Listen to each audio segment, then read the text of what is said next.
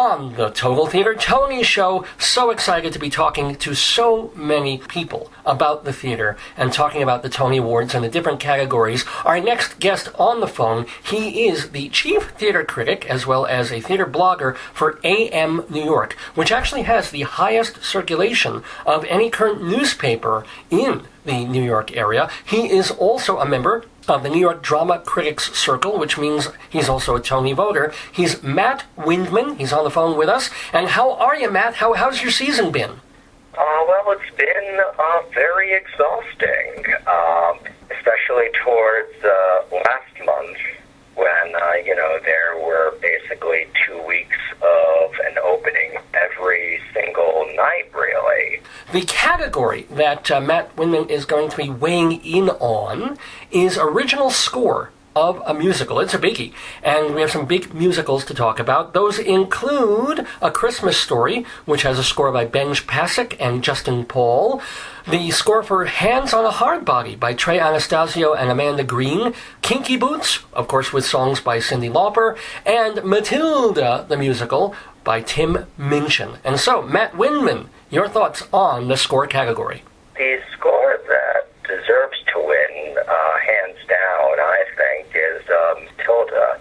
It's really the most well-crafted one by Tim Minchin. It's really a pretty extraordinary score, really fantastic, undeniably memorable songs that are very character-specific and work extremely well within the context of the story. It's even hard to pick out favorites. The solo Naughty is just a fantastic song. I don't know if it's a traditional I Want song, but it certainly does express Matilda's desires, personality. When I Grow Up is a pretty beautiful number at the top of Act 2. Revolting Children, which is kind of done in homage to Spring Awakening in the way that it's presented, is also pretty enlivening. Whereas, looking at the rest of the scores, a lot of people now think that Cyndi Lauper's score for Kinky Boots could really upset and win the Tony. It's not that I don't think it's that great of a score. It's a decent score. To me, it's just kind of generic pop. It's not a terrible score by any means, but it didn't really strike me as all that worthy. Some of the numbers are better than others, and I mean that musical as a whole just kind of sinks in Act 2, and I think that some of the numbers in Act 2 are also kind of inferior when it gets a bit too preachy, giving, 11 o'clock numbers to both Billy Porter and Stark Sands characters, whereas some of the looser numbers do come off a lot better. Mm-hmm. But on the whole, I would say that Matilda is a far worthier score. But another thing going for Cyndi Lauper is I think that some people have mentioned if she won, she would be the first female to win the score category as being done both music and lyrics. So I think that's a tempting angle. And also, a lot of people have discussed that there's a kind of anti-Matilda bias out there. There's always that kind of bias, I think, against English shows, although, truth be told, Kinky Boots is based on an English movie. People seem to be forgetting that, but I guess since Cyndi Lauper is American, perhaps that helps out her cause. But looking at the two other scores, Hands on a Hard Body just have an underrated score that was pretty decent. Some of the lyrics were very pedestrian, but it really explored those characters very well. Mm-hmm. The score to Christmas Story was the best part about that musical. The Pasek and Paul score. I wasn't a huge fan of A Christmas Story, but it was a quality score, and we will see, I hope at least, many more scores by that team. And it's actually interesting that when you compare and contrast their work on Dogfight with A Christmas Story and see how incredibly different those two scores are.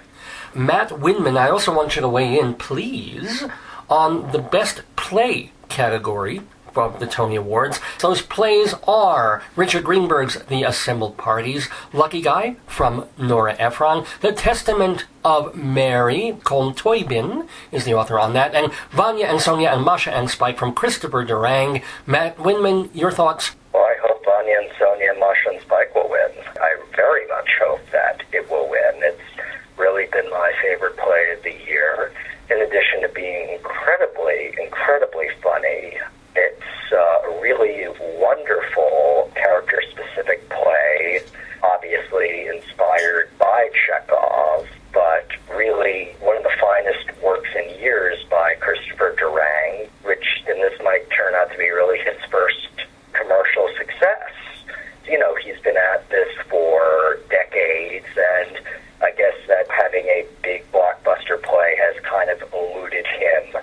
He's much more well-known, as we all know, for his less well-known one-acts, like Sister Mary Ignatius. So it's definitely a well-deserved success on his part. It's a beautiful play. Loved it when I saw it at Lincoln Center Theater. I'm very happy that it did transfer to Broadway. Well, it's not a success on the scale of, say, Lucky Guy, but it is selling reasonably well, I think. I know that they just extended it for a month. The other plays, I think that a lot of people are having a kind of Richard Greenberg nausea, which is kind of understandable. I'm not a very big fan of his. I don't think anyone would doubt that Assembled Parties is far better than his kind of dreary adaptation of Breakfast at Tiffany's, and we have his musical version of Far From Heaven coming up soon. Assembled Parties, a lot of people have agreed, is probably one of his best works in years. I was not really that taken with it, but now that I kind of think back on it, I can start to appreciate it. But I also think that the production success also has a lot to do with some of the very good performances contained within it by Jessica Hecht and that entire ensemble cast, which was pretty great under Lynn Meadows' direction. But I mean, for the most part, it's kind of a meandering play. Certainly nowhere near as compelling, I think, as Vanya and Sonia. I personally agree with you, by the way.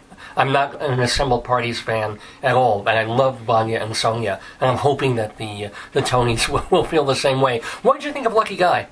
Lucky Guy I enjoyed a lot more than other people did. You know, it is kind of by the numbers, very heavy on narration, but it was entertaining. I had a good time at Lucky Guy.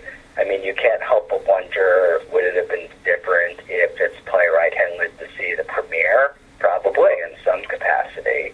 But it was all right for what it was. It was very well staged, I think, by George C. Wolfe, and Tom Hanks gave a very good performance in the lead role. But in terms of just dramatic merits, I think Vanya and Sonia far surpasses it. And what was the final play nominated? Nobody will remember within a week of this, but it was The Testament of Mary. There's no way in the world that The Testament of Mary would win. But it's interesting that it did get the nomination, because a lot of people have kind of thought of that as this rambling monologue, which it did feel like a lot. But, I mean, truth be told, it is a piece that reads far better than how it felt upon seeing it. Oh. And that might have a lot to do with the direction, which a lot of people have come down really hard on Deborah Warner, you know, for her concept of having everyone kind of walk around the stage with the vulture, that maybe, you know, if they just done it on a bare stage, it might have come off better. In fact, I bet that it would have, and we'll probably see productions very soon by not-for-profits that like the idea of just doing a solo show, and they might even come off better. Now, can I ask, Matt Windman, of the shows that were left out of that category, would you have put any in instead, maybe the Nance or The Other Place, Dead Accounts, or Grace? I really wouldn't have put The Other Place or Grace into the category. I really didn't like either play. As for the Nance, that to me is a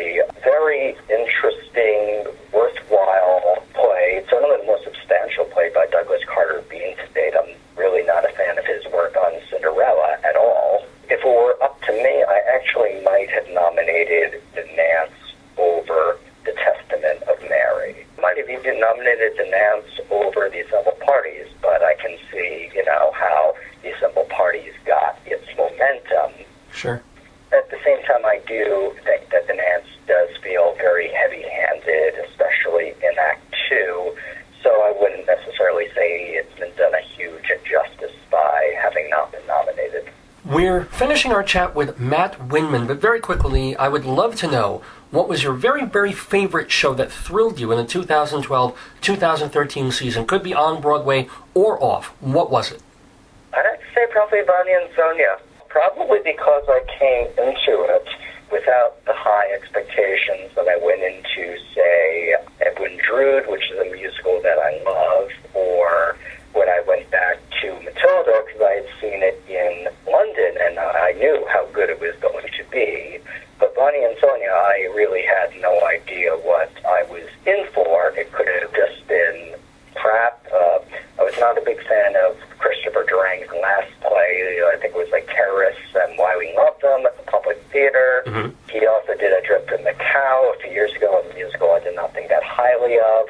And just the fact of how well that show worked, how really gleefully over the top the performances were, there was just really a joy from beginning to end. I agree.